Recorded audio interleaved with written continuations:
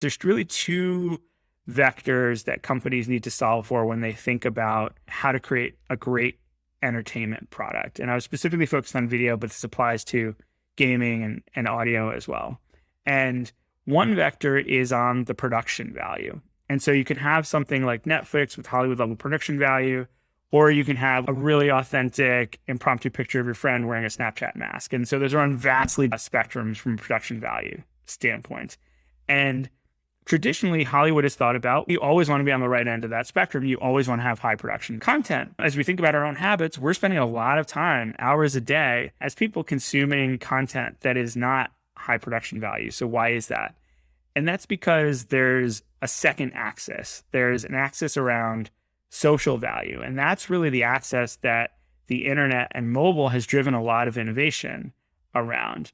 And so the insight behind the entertainment value curve is people are willing to spend time with entertainment that is low production quality if that entertainment is really socially valuable to them. So I'll spend, time going through pictures of my friends that are goofing off on Snapchat and having as much fun with it as I would watching a Kevin Hart special. The reason being is not because they're actually that funny from a production value standpoint in terms of the global definition of quality, but they're funny to me because they're socially valuable. And so if you start to plot out all of the different companies that have been successful around social entertainment and around entertainment in general on a curve of social value versus production value, you start to see that there's some trends. And if you're going to have entertainment that is not as high production value, you need to make up for it in social value.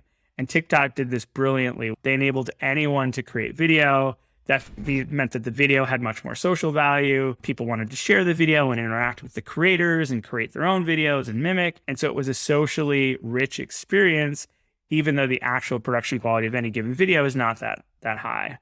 Meanwhile, Netflix optimizes for the other thing. They actually deliberately don't have social features in the app because they want you to sit back and Netflix and chill and just consume this incredibly great content that they've spent a lot of time, energy, and money to create.